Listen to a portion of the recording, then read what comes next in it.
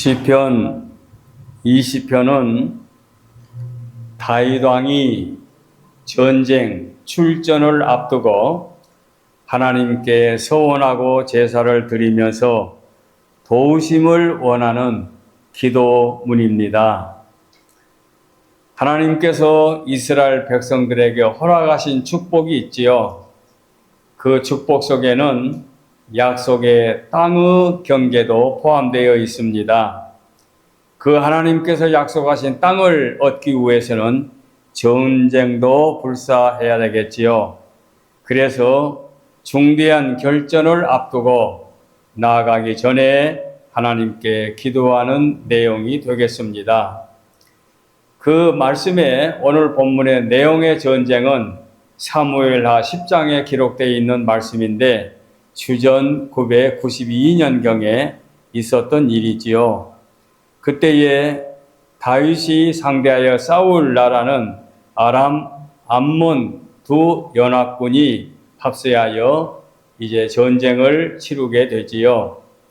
이렇게 전쟁에 나가기 전에 다윗은 오직 믿고 의지할 곳이 전능하신 하나님이심을 믿고 하나님께 서원하고 기도하는 내용의 말씀이 20편의 말씀입니다. 뿐만 아니라 21편을 보면은 20편에서 전쟁에 나아가서 승리하고 돌아온 다음에 21편에서는 승리하고 돌아와서 하나님께 감사하는 내용으로 찬양하는 말씀이 이어지고 있지요. 그래서 오늘 본문을 보면은 통쾌하게 하나님이 함께 하심으로 전쟁에 승리하는 내용의 말씀이 시편 20편의 말씀인 줄 압니다. 우리가 잘 아는 말씀 중에 이사야서 2장 22절 말씀을 보면 너희는 인생을 의지하지 말라. 그의 호흡은 그는 인생을 말하는 거지요. 인생의 호흡은 코에 있나니 새말 가치가 어디 있느냐. 그 말씀하고 있습니다. 세상 사람들은 우리의 믿음의 대상이 아닙니다. 믿고 의지해야 할 분은 전능하신 하나님, 창조주 하나님, 우리 아버지 하나님이심을 성경은 분명하게 우리에게 안내해주고 있습니다. 시편 120편, 127편 1절의 말씀을 보면은 여호와께서 집을 세우지 아니하시면 세우는 자의 수고가 헛되며 여호와께서 성을 지키지 아니하시면 파수꾼의 깨어 있음도 헛되도다. 그 말씀하고 있습니다. 그러니 인간은 피조물로 하나님이 함께하지 아니하면 집을 짓거나 성을 지키거나 무엇을 하든지 인간의 힘으로는 하나님 앞에 넘어지고 실패할 수밖에 없다는 얘기지요. 그래서 지난 역사를 보면은 하나님을 경외하며 믿음으로 운영하는 나라는 번창하고 하나님을 경외하지 못하는 나라는 결국은 쇠퇴하고 패망하게 되지요. 유명한 지도자라고 할 수 있는 독재자들도 끝내는 무너지고 마는 것을 우리는 역사를 통해서 알 수가 있습니다. 제가 주보 한 면에 소개하고 있습니다마는 사울과 다윗의 경우도 우리가 비교해 보면 재미있는 것을 얻을 수가 있습니다. 자, 성경에 많은 인물들이 있는데 사울 왕 그리고 다윗, 사울과 다윗을 비교해 보면은 다윗은 어떤 인물이었습니까? 그는 금수저로 태어난 것이 아니라 목자의 집에 태어나되 막내로 태어나서 목동이었고 그는 재능이 있어서 궁전의 음악인이기도 하고 군인이기도 하고 참된 친구, 그에게는 다정한 친구가 있었지요. 또는 추방당했을 때에 추방민의 대장 노릇도 했고 위대한 장군으로 또는 위대한 왕으로 사랑 많은 아버지로 또는 많은 시를 쓴 시인으로 또는 그도 범죄하여 죄인으로 슬픔에 잠긴 노인으로 그는 일생을 살아왔음을 알 수 있습니다. 그러나 그에게는 분명한 것 하나, 오직 범죄했을 때나 위기를 만났을 때나 편안할 때나 하나님을 사랑하고 경외하는 믿음의 사람이었습니다. 그래서 어린 날 양을 칠 때에 곰과 사자와 싸워서 이기기도 했고, 그는 아직 군대 가기도 전에 그는 어린 소년으로 거인과 싸워서 승리한 것도 우리가 잘 알고 있습니다. 이게 다윗의 삶이었지요. 그러나 사울은 어떠했습니까? 다윗과 비슷하게 나라 일을 왕으로서 하나님께 부르심을 받았지요. 그래서 두 사람 다 이스라엘의 왕이었고 40년이라는 긴 세월을 집권하였습니다. 그리고 두 사람 다 백성들에게 지지를 받았지요. 지지받은 거 사실입니다. 그들을 돌보아 주시는 하나님의 권능과 약속을 받은 사람이고 하나님의 도우심을 받았지요. 그러나 다른 것이 있습니다. 사울은 실패한 사람이고 다윗은 성공한 사람이지요. 사울의 명예는 이스라엘 역사에 오명을 남긴 사람이고 다윗의 이름은 그 시대이나 오늘날에 이르기까지 이방인이나 유대인에게 존경받는 인물이 된 것을 우리가 잘 알고 있습니다. 사울의 출발도 찬란했습니다. 자랑스러웠습니다. 왕으로 부름을 받았습니다. 훌륭했습니다. 그러나 그는 교만함으로 말미암아 자만함으로 말미암아 처음 신앙을 버리고 하나님을 배신함으로 그는 패자가 되었지요. 실패의 연속을 가져오게 됩니다. 그래서 다윗은 사울의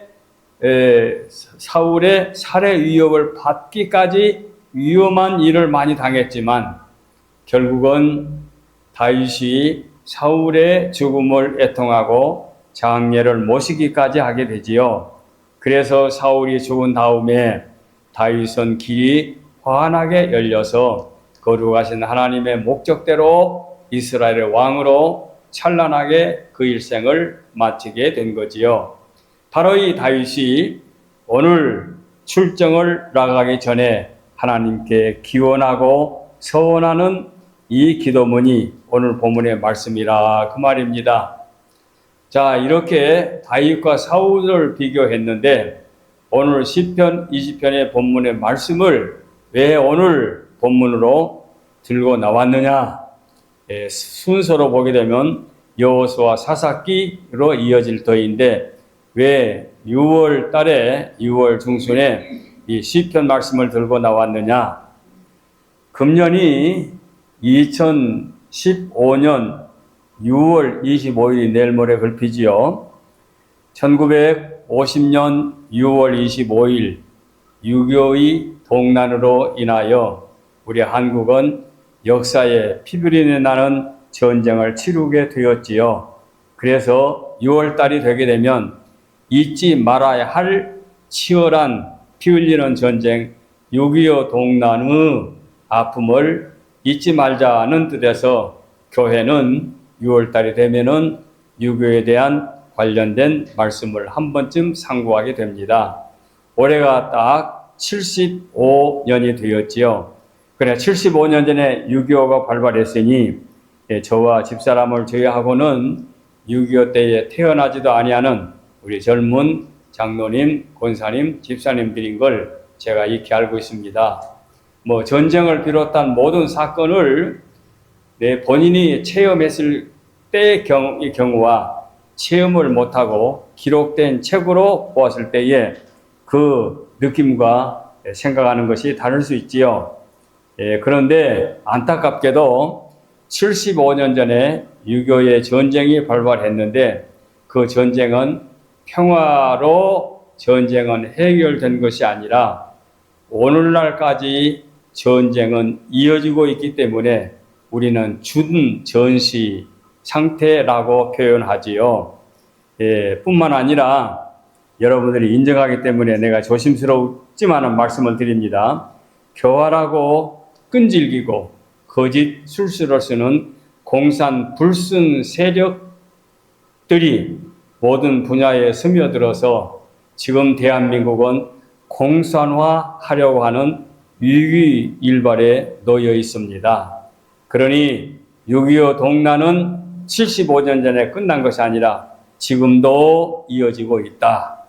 그래서 전쟁은 여호와께 속했다라고 하는 속해 있다라고 하는 사무엘상 17장의 말씀이 우리 머릿속에 남아있기 때문에 오늘은 여호와 우리 하나님, 나의 아버지 하나님, 전능하신 하나님, 그 하나님을 믿고 의지하는 것이 얼마나 소중한가 하는 것을 상고하기 위해서 오늘 제목을 여호와 우리 하나님이라는 제목으로 함께 말씀을 상고하려고 합니다.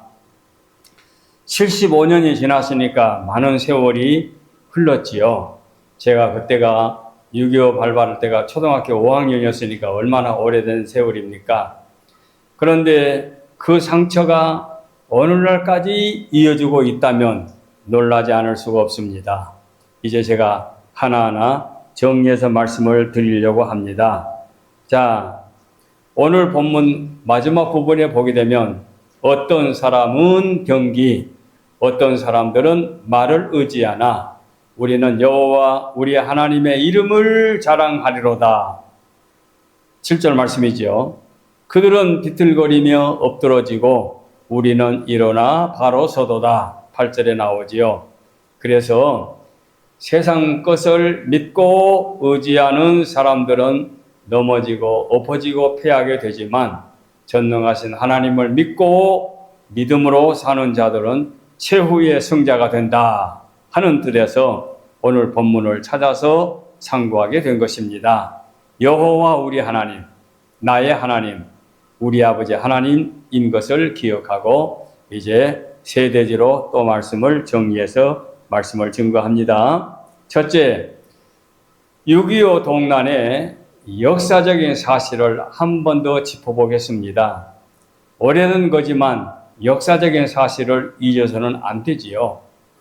1945년 제2차 세계대전, 2차 세계대전, 1차 세계대전, 2차 세계대전, 세계대전 후 해방된 우리 대한민국은 유감스럽게도 남북이 통일되지 못하고 38도 선을 그어가지고 북한은 소련군이, 남한은 미군이 군정 정치를 하게 되는 것이 우리 한국의 비극의 씨앗이 됐지요. 참으로 해방이 아니고 독립이 아니고 세계의 열강 소련과 미국이 우리나라를 38선으로 금을 그어가지고 점령하게 되었으니 슬픈 비극의 씨앗은 여기서부터 출발하고 있습니다. 자, 한국과 한민족이 하나 되지 못한 불씨가 강대국에 의해서 논하지게 된지요. 그런데 논하지는 정도가 아니고 그 대한민국과 공화국의 그 사상은 천지 차이가 아닙니까? 그러니까 도무지 하나 될 수 없는 비극적인 사건이 그때 일어나게 된 거지요. 그래서 그렇게 나누어지게 됨으로 말미암아 6.25의 전쟁이 발발하게 된 것이지요. 옛날이나 오늘날이나 호전적이고 침략적인 공산주의자들이 1950년 6월 25일 새벽 시간에 소련제 탱크를 앞세우고 병력이 동원해서 기습으로 남침을 하게 됐지요. 그때의 대한민국은 아무 전쟁 준비가 되어 있지 아니하고 국방력이 상대적으로 연약하고 열세한 그야말로 유일무이한 그런 어려운 여건 속에서 우리 대한민국은 침략을 당할 수밖에 없게 되었지요. 그래서 38선은 무너지고 3일 만에 서울이 북한 공산당들에 의해서 빼앗기게 됐다. 이것은 역사적인 사실입니다. 북침하는 그런 사기꾼들의 말에 넘어가서는 안 되지요. 이건 역사적인 사실이니까. 그런데 고맙게도 유엔에 파병 결의가 있게 되지요. 그래서 유엔은 즉각적으로 북한 침공이 국제 평화에 대한 침해, 잘못된 불법 침해로 규정하고 유엔군을 파병하기 위해서 유엔이 소집하게 되지요. 그때 안전보장 이사회가 미국, 영국, 프랑스, 그리고 소련, 그리고 중국이 지금의 중공이 아니고 그때의 지금 대만, 그러니까 중화민국이죠. 중화민국 이렇게 5나라가 상임 이사국인데 문제는 이 5나라가 전체가 반대하지 않고 다 찬성을 해야만 결의가 될 그런 상황에 놓여 있지요. 그러니까 소련 한 나라라도 반대하게 되면 이 유엔군을 파병할 수가 없는데 이 안전보장 이사회가 모일 때에 소련 대표가 참여 못한 것은 지금까지도 불가사의하다고 말하지요. 그러나 우리 믿는 사람은 100% 전능하신 하나님이 우리나라를 긍휼히 여겨서 소련 대표가 참여 못했다고 이렇게 우리는 해석을 하지요. 자관 소련 대표가 참여 못함으로 유엔군 파병이 결의가 되지요. 그래서 1950년 7월부터 미국을 비롯한 16나라 중에 10나라의 유엔군이 이제 참전에 들어오게 되지요. 그래서 서서히 대한민국의 전쟁은 이제 유엔군 대 북한 인민군과 전쟁하게 되지요. 그때에 우리 한국은 낙동강까지 빼앗기게 되었는데 낙동강 방어선을 유엔군이 들어옴으로 말미암아 구축하게 되었고 백아드 장군이 50년 9월 달에 인천 상륙작전으로 인하여 이제 서울이 수복되고 북으로 북진하게 되지요. 그래서 북으로 올라가서 어디까지 올라갔습니까? 거의 백두산 가까이까지 가지 않았습니까? 그러면 이제 그야말로 남북이 유엔군을 통해서 통일된다 싶을 때에 중공군이 모택동 중공군이 마치 인해 전술로 우리 한국에 들어오게 되지요. 그래서 치열한 국면으로 중공군 대 유엔군의 싸움이 또 발발하게 되지요. 이것이 다시 중공군의 공격으로 인하여 유엔군이 또 남하게 되지요. 그래서 38도선을 넘어와서 또 서울을 빼앗기게 되고 이런 아픔의 상처가 이어지게 되지요. 그러나 이제 1951년 양측이 전쟁이 이제 밀고 하는 전쟁이 크고 작은 전쟁이 계속해서 지역적으로 일어나고 있을 때에 정전회담이 이루어지게 되지요. 그래서 그 정전회담이 1953년 7월 27일 날 판문점에서 협정이 되므로 정전회담으로 인해서 휴전 상태로 전환되게 된 줄 압니다. 자, 그래서 주보에다가 연도별 하도 북침이라는 사람도 많으니까, 그리고 김일성한테 가서 죽은 김일성 앞에 목사들이 가서 절할 정도로 지금 교회가 타락되고 부목들이 공산 사상을 가진 사람들이 대형 교회에 판을 치고 있다고 하니까 내가 이걸 역사적인 사건을 또 정리해서 주보에다 올려놨습니다. 주보를 보시면 알지요. 1945년 8월 15일 광복, 일본이 패망으로 광복을 하게 되지요. 그래서 1945년 9월 달에 이제 남한 미군, 북한 소련군이 다시 진주에서 38도선을 기준으로 남북으로 논하게 되지요. 그리고 1948년 8월 15일 날 대한민국의 남한만으로 임시정부를 수립하게 되지요. 이제 세계 유엔에 인준을 받게 됩니다. 남한만이라도. 그런데 9월 9일 날 조선민주주의 인민공화국이라고 또 북한도 자기 나름대로 나라를 세우게 되지요. 그리고 1950년 6월 25일 아까 위에서 말씀하신 대로 새벽 4시에 기습으로 남침해서 6.25 전쟁이 발발하게 되지요. 그래서 6월 28일 날 서울을 함락하고 7월 1일 날 유엔군이 첫 파병을 해가지고 미군 24단이 제일 먼저 들어오게 되지요. 그래서 7월부터 이제 낙동강 방어선이 형성되어 가지고 다행스럽게도 대한민국이 몽땅 100% 공산화된 것이 아니고 부산을 교두보로 사수하게 된 것만이라도 불행 중 다행이지요. 1950년 9월 달에 인천으로 메가더 장군이 허를 찌르지요. 뭐 군산으로 올 것이냐, 뭔가 부산으로 올 것이냐, 또 목포로 올 것이냐다가 인천으로 이제 허를 찔러서 이제 인천 상륙 작전으로 메가더 장군이 들어와 가지고 서울을 탈환하고 북으로 이렇게 해서 서울 9월 28일 날 서울을 수복하게 됐지요. 그리고 아까 말씀드린 대로 이제 유엔군이 북으로 올라가서 10월 달에 평양을 접수하고 그 다음에 이제 거의 백두산 밑에까지 올라갔는데 10월 달에 중공군이 참전해 가지고 이제 압록강을 넘어와 가지고 다시 유엔군과 우리 국군이 후퇴하게 되어 가지고 서울이 또 제2차 함락도 되지요.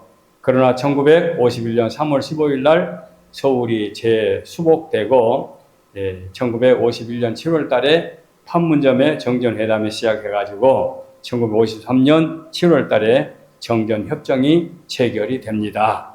이것을 제가 한 번 더 일지 형식으로 올리게 된 것은 6.25의 동란의 사건이 하도 거짓된 위장된 공산주의자들로 하여금 해서 젊거나 나이가 많거나 하는 사람들 불순 세력들이 많기 때문에 이렇게라도 6.25 동란이 역사적인 사건이라고 한 것을 밝혀드리려고 알고 있지만 체계적으로 정리해서 소개를 해드렸습니다. 이제 좀 더 한 걸음 더 나가서 전쟁은 지금도 계속되고 있습니다. 두 번째 대지입니다. 전쟁은 지금도 계속되고 있다. 휴전 상태니까 전쟁 상태로 해도 되겠죠. 그게 아니고, 자, 여기도 여러 예를 들어서 말씀을 드릴 수 있겠지만, 제가 가급적이면 우리 식구들이 공감하고 인정해 줄 수 있도록 제가 조심스럽게 이제 자료를 뽑았습니다. 몇 해 전에 저하고 절친한 장로님이 서울에서 잘 살고 계시는데, 저와 같은 또래로 6.25 때 우리 고향에서 함께 살았던 그런 장로님 중에 한 분입니다. 그분에게 서신을 받았어요. 그 서신을 받았는데 그 장로님이 몇 해 전이니까 그보다도 조금 전이겠죠. 휴가를 내가지고 고향을 방문한 일이 있었습니다. 고향을 방문해가지고 당신이 이곳저곳 방문해 가가지고 우리 고향에 있는 교회를 이제 방문을 했는데 교회 목사님을 만나서 여러 대화를 하는데 또래가 아까 말씀드린 6.25 때 자랐던 곳이기 때문에 지금 목사님이야 우리보다 나이가 훨씬 후배고 또 타 지역에서 자란 분 같은 우리 고향을 모르겠지만은 그분이 지금 목회하는 그 목사님을 만나가지고 대화하는데 그 장로님에게 그 심은 목사님이 뭐라 말하는 거니? 장로님, 우리 마을은요 6.25 전쟁의 후유증이 지금까지도 존재해가지고 전도에 매우 어려움을 겪고 있습니다. 이렇게 말한 거예요. 근데 그 장로님과 저는 알지요. 6.25 때 일어난 사건을. 그 사건을 배경을 설명을 해드리면 전쟁이 계속되고 있다는 것에 대한 이해가 될 줄 알아서 말씀을 드립니다. 제가 그 초등학교를 다닐 때 6.25 전까지 다닐 때는 어디였느냐. 내 이웃 마을 동복면이라고 하는 면이 있고 한 10리 밖에 저희 면이 남면 지금은 사평면으로 바뀌었는데 사평면으로 해서 우리 지역에서 좌우로 10리 떨어진 그러니까 20리 거리에 면이 있습니다. 그러니까 우리는 면 경계선에서 동복면에 마을이 있고 사평면에 마을이 있는데 부자 잘 사시는 분이 학교를 하나 세워주셨어요. 교실 2개에 교무실, 교장 관사 이렇게 해서 학교를 하나 예쁘게 세워주셨는데 그런데 그 마을에 학교를 중심해서 그 지역의 자연 마을이 몇 마을인 거 아니 동북면에 4개 마을, 사평면에 7개 마을 해서 11마을이 마을에 있는 소녀들이 그 학교에 가서 공부를 해요. 그러니까 면소지 초등학교를 말고 그 면에서 떨어져 있는 그런 그 면 경계선의 지역에서 잘 사는 독지가가 학교를 세워줘 가지고 그렇게 해서 조그만 학교를 다니는데 그런데 자연 불학입니다. 그것도 또 리로 따지면 또 줄어져요. 5개의 마을이 합해서 리가 돼갖고 리에 1구, 2구, 3구에 나눠지는데 하여간 7개 마을, 4개 마을. 그래서 11마을이 한 학교를 중심에서 이제 다니고 있는데 학교에서 두 번째로 거리가 떨어져 있는 마을이 무지하게 커요. 앞에 강이 흐르고 마을 아주 주민이 많이 살아요. 그 마을은 일찍 선교사가 와서 복음을 전해가지고 교회가 하나 세워져 있어요. 바로 그 교회가 아까 제가 말한 친구 장로님이 방문했던 그 마을이에요. 그러니까 그 마을에는 교회가 세워져 있고 그래서 조금 떨어진 데 이제 초등학교가 있고 그런데 그 11개 마을 중에서 그 마을이 주민이 제일 많이 살아요. 주민이 제일 많이 산다는 것은 국민학교 그러니까 청소년 학생들도 많았다는 얘기 아닙니까? 그러니까 그 마을에 6.25 동란 이후에 무슨 사건이 일어나느냐? 열심히 믿는 믿음의 가정 한 가정에 순교를 당합니다. 아버지, 어머니, 그 다음에 큰아들, 둘째 아들은 이제 도시로 나가버리고 숨어버리고 셋째 아들이 저하고 동창인데 셋째 아들과 넷째 아들 그러니까 어머니, 아버지, 셋째, 넷째 두 아들 그 네 식구가 마을 사람들이 강제로 산 계곡으로 끌고 와서 그 예비한 그 대나무로 창을 만들어서 그걸 창자를 찔려서 죽이는데 그런 처참하게 죽은 그리스도인의 크리스찬 가정이 한 가정이 있었습니다. 그 마을에서 기독교 신자의 한 가정의 순교 가정이 나왔다는 얘기지요. 그런데 인천 상륙 작전으로 대한민국은 지금 북진 통일을 하고 있는데도 그쪽은 새카맣게 인민공산당들이 지배하고 있으면서 꼼짝 못하고 우리는 그 사람들의 말을 듣고만 있을 때예요. 그러다가 점점 이제 남하하면서 이제 나라가 평정이 될 때에 마을에서 열심히 있는 소년단 아이들이 그 인민군 훈련을 받은 아이들이 산으로 도망을 갑니다. 그래서 그 산이 높은 산이 모우산, 그래서 백아산, 지리산 이렇게 이어지는데 모우산을 올라가는 거예요. 그래가지고 그 청년들이 열심히 있는 공산군들에게 복역했던 청년들이 산에 가서 다 죽어요. 결국 다 죽어요. 우리 아군들에게 의해서. 죽는데 열심히 있는 청년이 죽으면서 야 네가 살려면 자수하고 돌아오라니까 내가 지금 자수하고 돌아가면 무슨 본일이 있겠습니까? 나 차라리 죽고 말겠습니다. 해가지고 어디 안 돼서 총에 맞아 죽은 그런 청년까지 있어요. 그러니까 그 마을은 기독교 가정 한 가정에 순교한 가정도 있고 열심을 내가지고 공산주의에 복역했다가 산으로 올라가서 젊은 청년들이 피 흘려 많이 죽게 돼요. 그런 그 후유증으로 인하여 지금도 양분된 마을 사람들의 인심이 하나되지 못해가지고 교회가 시골에 그 마을에 교회가 존재하지만 전도가 되지 않는다 하면서 목사님이 서울에서 살고 있는 그 고향 그 선배 장로님에게 안타깝게 말을 해가지고 제가 미국 온 다음인데도 그 장로님 나에게 제가 얼마 전에 마을을 방문했는데 이러이러한 말을 듣고 왔습니다. 지금도 유교의 후유증이 남아가지고 그 시골에서 뭐 어디 경기도 어느 뭐 38도선 중간이 아니고 그 남쪽의 시골에서 그렇게 후유증으로 어려움을 겪고 있는 목사님의 말씀을 들었습니다. 그래요. 그래 듣더라고요. 그래서 제가 그 배경을 설명하려고 고향 이야기를 했는데 바로 이 이야기를 하게 된 이유는 지금도 우리 대한민국은 양분되어 가지고 하나되지 못한 아픔이 한 마을에서만 일어난 것이 아니라 전체 대한민국에 거의 50대 50으로 논하되어 있기 때문에 전쟁이 지금도 계속되고 있다고 말씀을 드리지 않을 수가 없습니다. 참으로 불행한 일이지요. 지난 75년 동안 북한에서 우리 대한민국을 향해서 계속해서 침략해 온 그와 같은 사건들을 찾아보니까 정확한 통계는 아니라고 그러더라고요. 아닌데도 불구하고 그 사건들이 무려 3,178건으로 제가 조사해 봤습니다.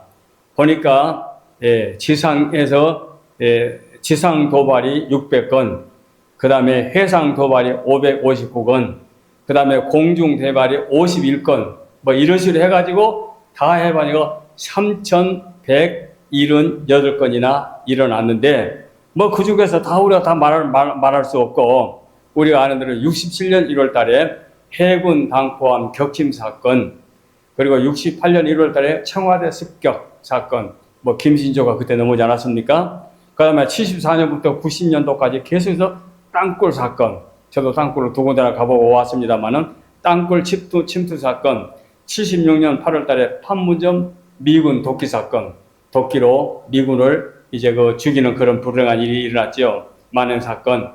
그 다음에 83년 10월 달에 아웅산 묘소 테러 사건, 87년 11월 달에 대한항공 칼기 폭파 사건, 그 다음에 96년 9월 달에 강릉 무장 공비 사건, 나는 공산당이 싫어요 하는 불행한 말도 나왔지요. 99년 6월 달에 제1연평 해전 사건, 2002년 6월 달에 제2연평 해전 사건, 2010년 3월 천안함 피격 사건, 2015년 2011년인가요? 10년, 11년 그 다음인가요?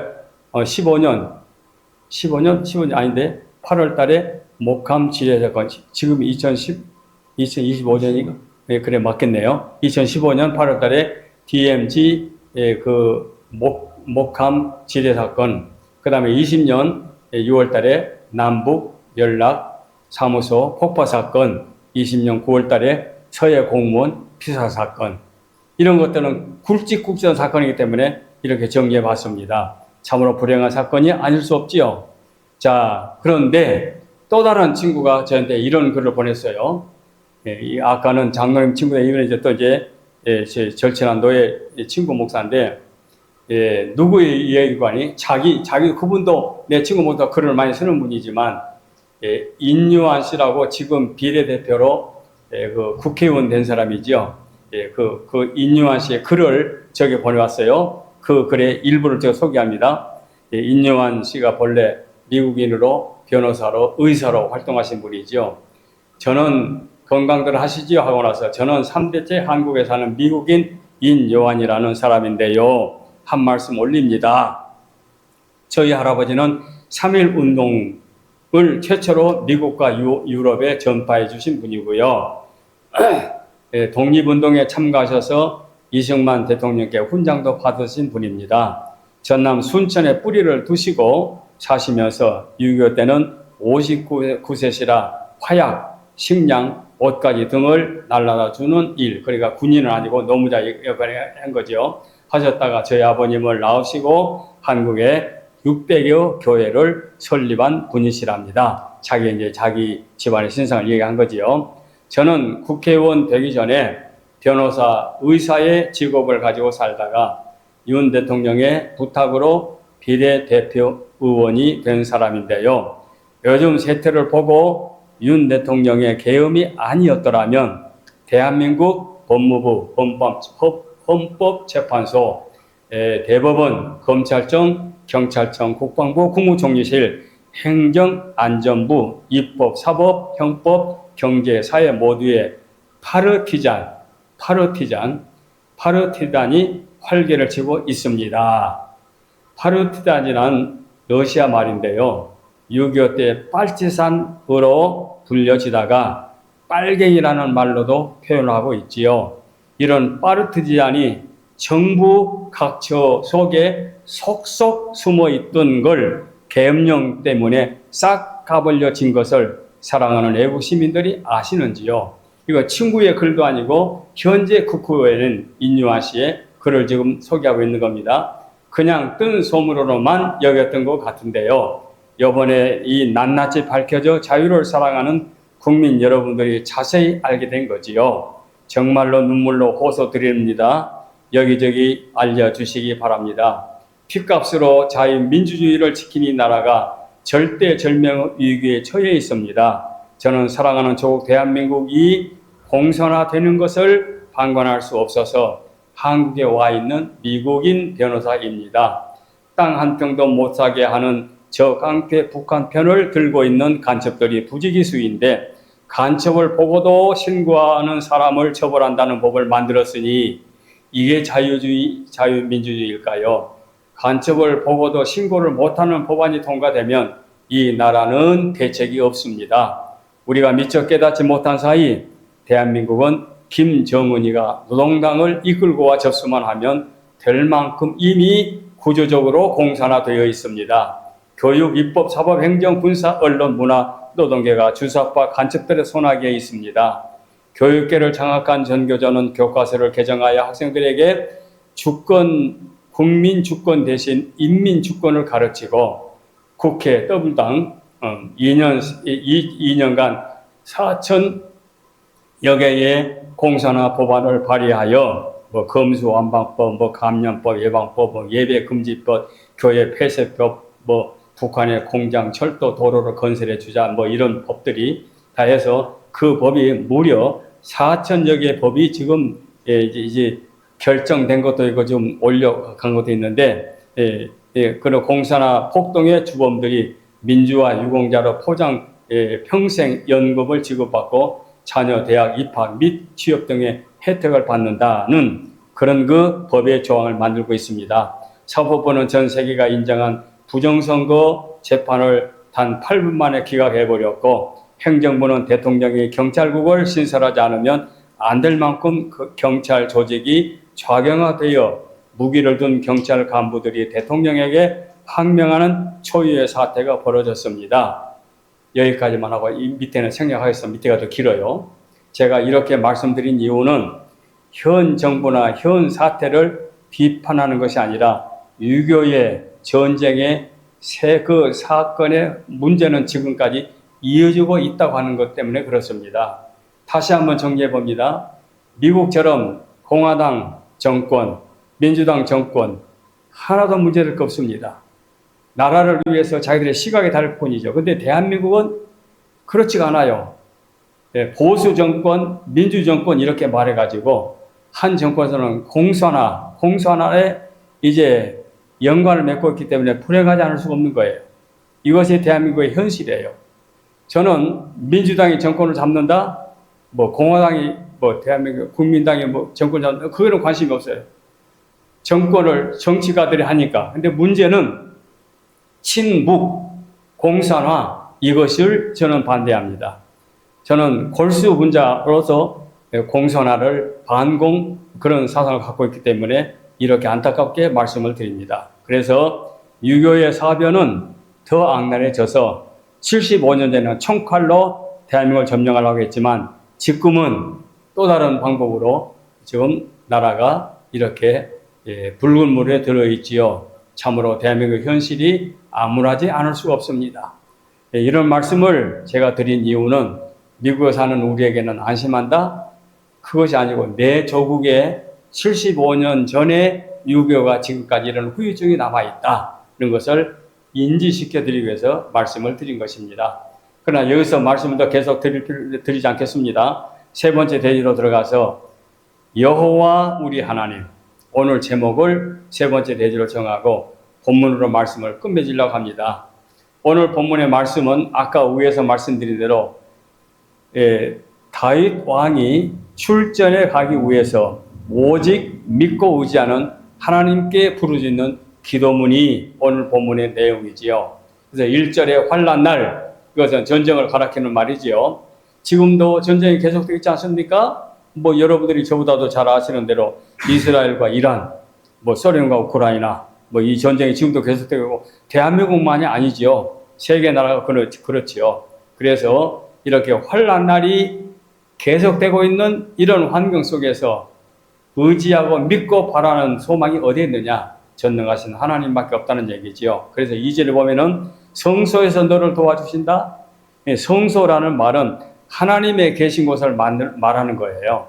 그래서 꼭 성소, 그래서 성전, 성소로 찾아가라는 얘기는 아니고 전능하신 하나님을 이렇게 그 당시에 표현한 말이죠. 그래서 성소에서 너를 도와주시고 그러면 전능하신 하나님이 우리를 도와주신다. 그런 얘기지요. 그래서 내가 믿는 우리 아버지 하나님이 우리를 도와주신다. 3절에 내 모든 소재를 기억하시며 번제를 받으시기를 원하노라. 소제는 곡물 제사로 감사 제사라고 이미 말씀드렸지요. 번제는 재물을 몽땅 태워 드리는 제사지요, 헌신의 제사지요. 감사와 헌신의 제사를 하나님께 드린다. 이 말은 내 모든 것을 아버지 하나님께 드립니다. 하나님 아버지 저를 도와주세요. 그런 뜻이지요. 그래서 4절에 내 마음의 소원대로 허락하시고, 우리의 소원이 무엇입니까? 대한민국이 공산화되지 않는 것이 소원이라면 우리도 오늘 본문의 다윗 왕처럼 이렇게 기도해야 되겠지요.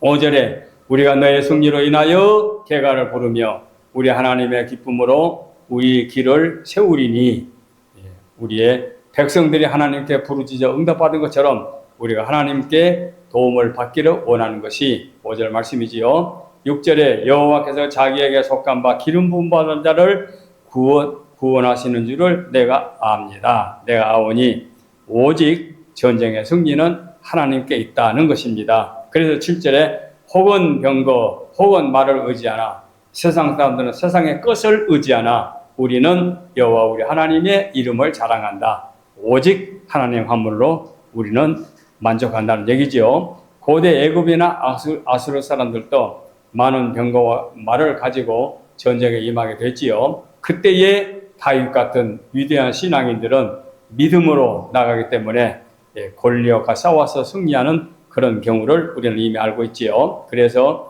다윗이 젊어서 골리앗과 싸워 승리하게 되는 그 부분은 오늘날 우리에게도 교훈이 되지만 오늘 본문에서도 영향을 되는 거죠. 받게 되는 거죠. 8절에 저희는 굽어 엎드러지고 세상 것을 믿고 바라는 자는 굽어 엎드러지고 우리는 일어나 바로 서도다. 우리가 전쟁에 승리한다는 얘기죠. 우리는 약하지만 전능하신 하나님이 우리를 함께 해주기 때문에 전쟁의 승리를 가지고 되는 거지요. 9절 말씀에 여호와여 구원하소서, 우리가 부를 때에 왕을 응답하소서 하고 말씀을 끝을 맺습니다. 우리의 소망은 전능하신 하나님이십니다. 그래서 다윗은 전쟁에 나아가서 승리하고 돌아옵니다. 돌아와서 21편에서 또 하나님 앞에 찬양하게 되지요.